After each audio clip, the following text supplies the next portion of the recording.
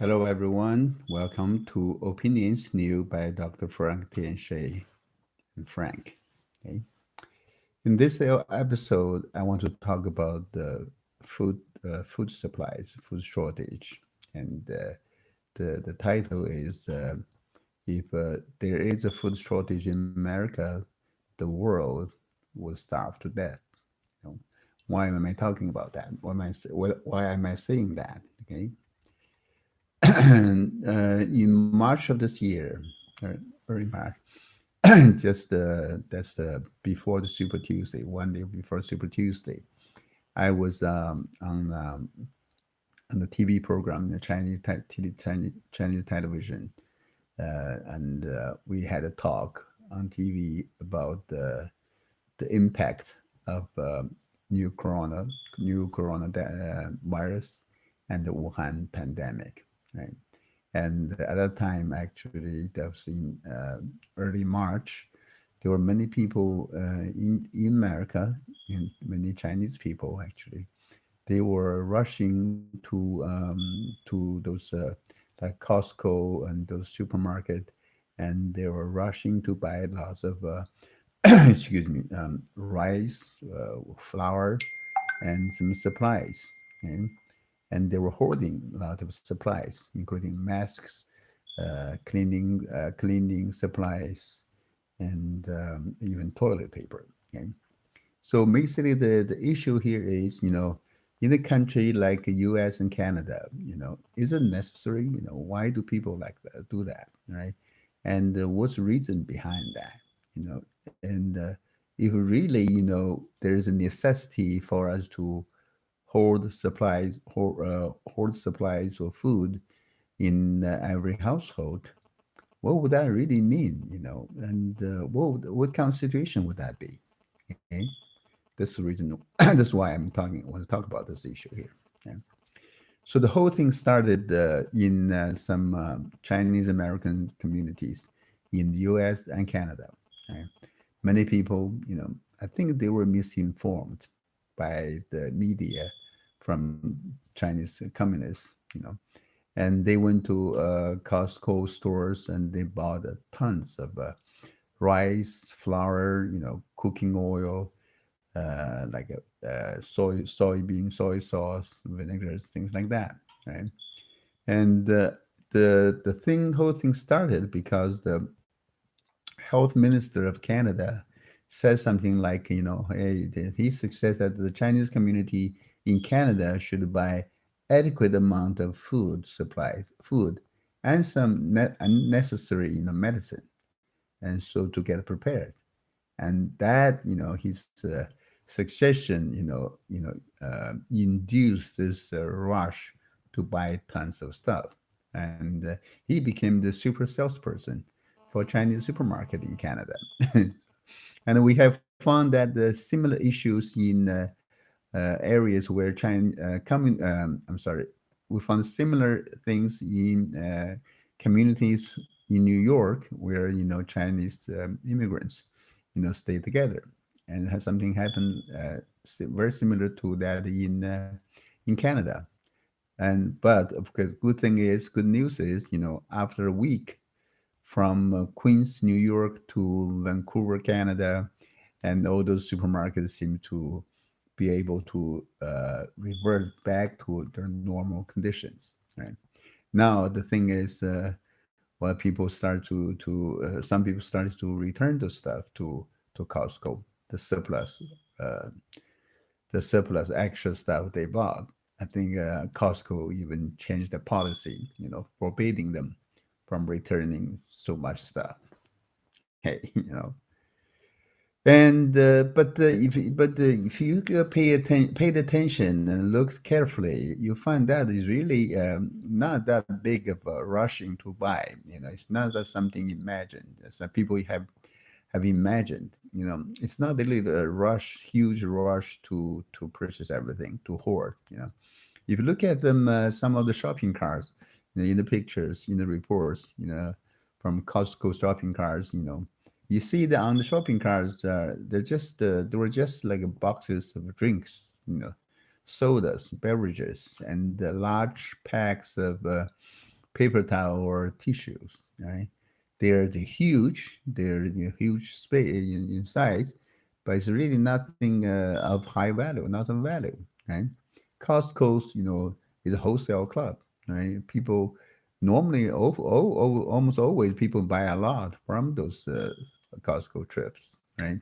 So it's really not really a rush there. So this so-called rush may be propagated by some, I think, the communist-backed media, just dissipated. Okay, and also those people who are rushing to the stores to try to buy, they seem to be new immigrants from China, newly arriving at Western countries.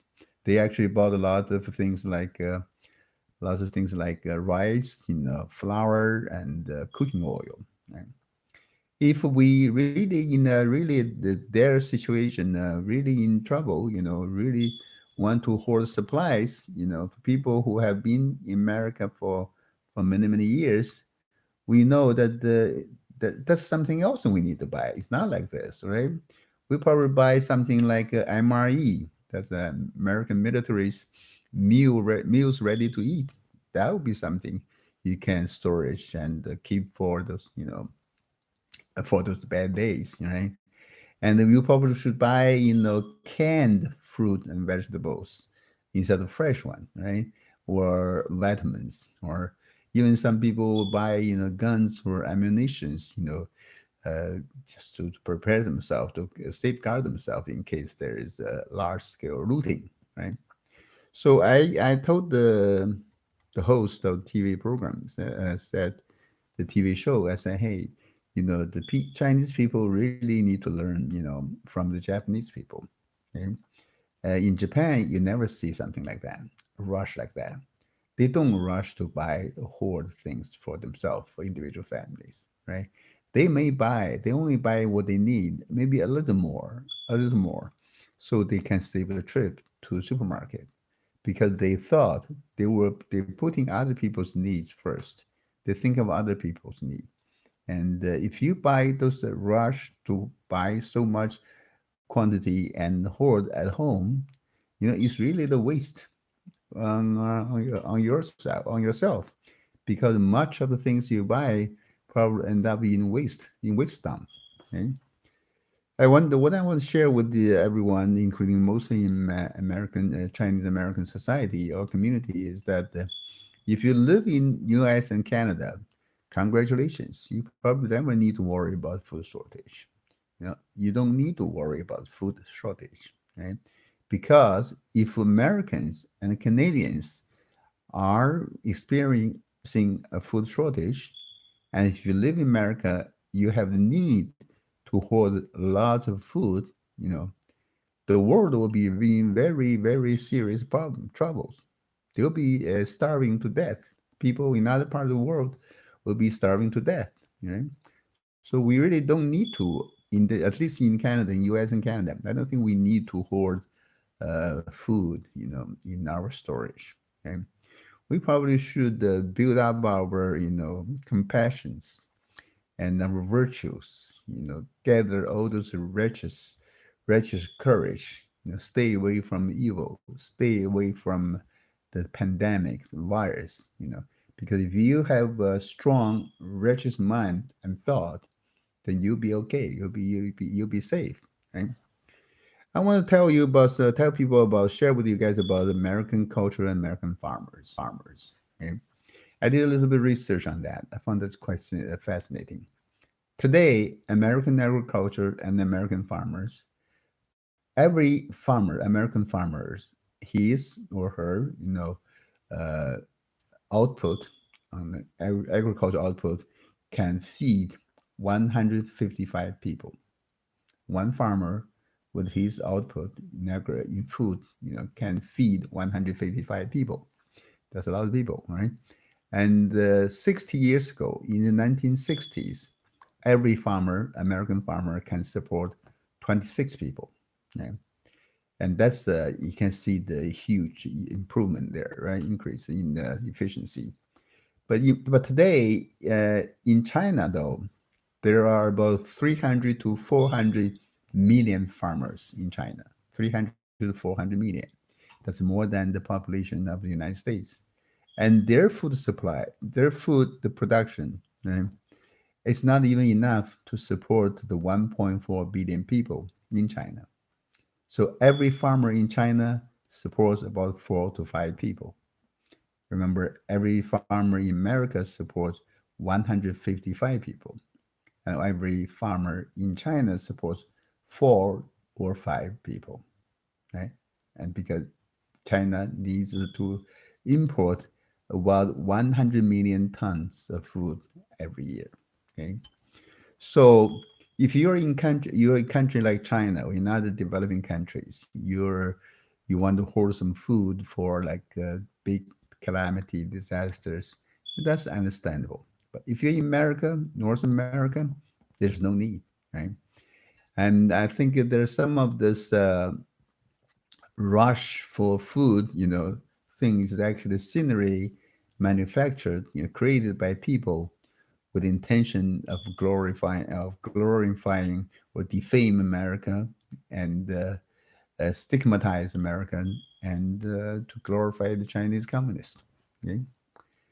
Some people may ask, exactly, how powerful is American agriculture, or how much potential do we have here?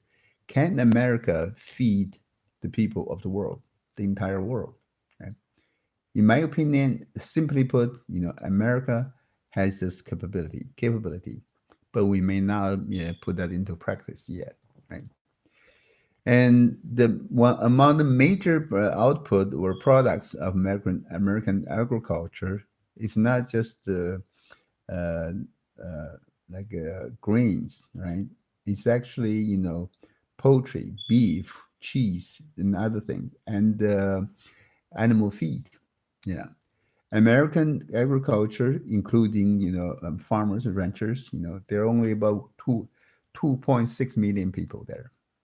We have there are only about 2.6 million farmers and ranchers in America.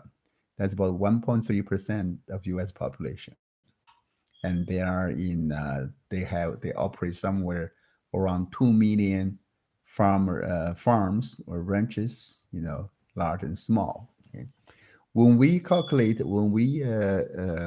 conduct statistics on unemployment, we often hear the word, non-farm employment, because we don't count the farmers, because the number of farmers is small, and also it's not much of variation. Right? If you remember that a month ago or last year, in China, there was saying that the Chinese communists is trying to use the purchase of American agriculture product to damage, to hurt Trump's chance of winning, the hurt chance of winning or getting the election, getting votes from Midwest, American Midwest. That's just nonsense, because the 2.6 million farmers, there's only 1%, less than 1% of U.S. population of 320 million. How can you use that the fruit purchase to be a weapon, in the election? Okay? In my research, I found that American agriculture utilizes some 390 million acres of land, right? That's the 2.4 billion acres of Chinese acres, right? And but there are about the 77 million acres that's not used. It's not used. This land there, farmland there, is not used. And also, America has about 800 million acres of land, or that's for like for renters, like to feed cows, horses, things like that, right? Livestocks, right? And also the American agriculture land for American agriculture, farming and farm and ranches that take up about the 41% of the U.S. the land mass of the United States. let's take out except for take out Alaska and Hawaii. Okay, so basically the land used in American farms and ranches, is about the size of India, the country of India. You think about that. We use the we have the farming and land of the size of India to produce. You can see what kind of potential American agriculture has.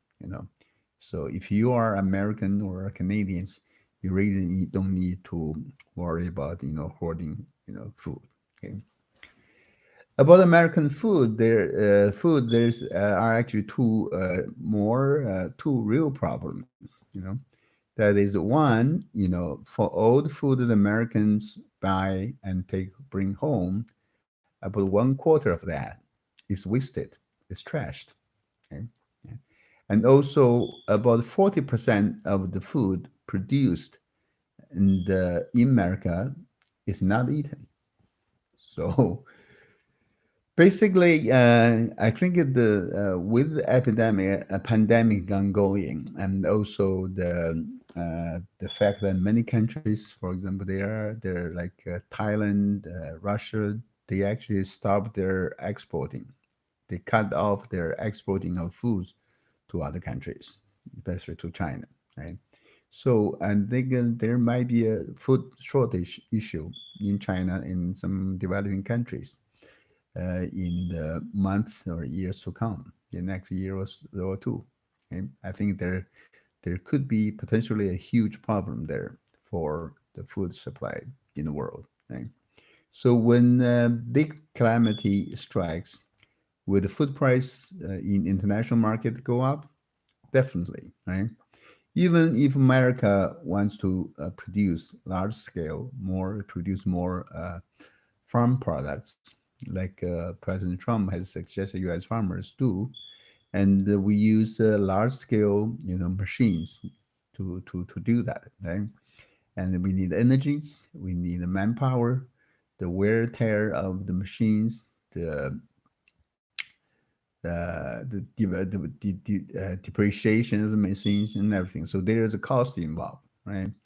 And the American government does subsidize our agriculture, food production, right? And but the government can only subsidize food sold to American citizens. They cannot and will not supply the food and subsidize food to the entire world.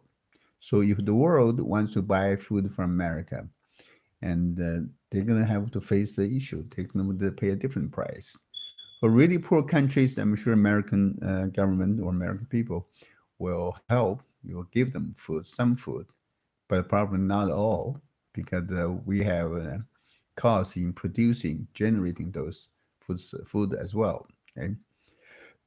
So during crisis, I believe the food price could go up, right? So therefore, foreign governments like China, Chinese government, they will probably have to use the foreign exchange reserve or gold to buy food from America, right? So that could happen. I think it's something like that quite happen. So as long as America is here, there is a hope for China, for the world to get enough food. So, and also, as long as the Chinese communist is not there, there's hope for China, because we have seen before that the Chinese government, that the communist government actually refused aid from America during the 3 years, big 3 years drought, when there was a really shortage of food in China, resulting in millions of people died of starvation. Okay? So for now, for today, for the world, for the near future, let's hope is that it's better that America does not run out of food, does not run into a food shortage. Because if we do, the whole world will be starved to death. That's the end of this episode. I'll see you next time.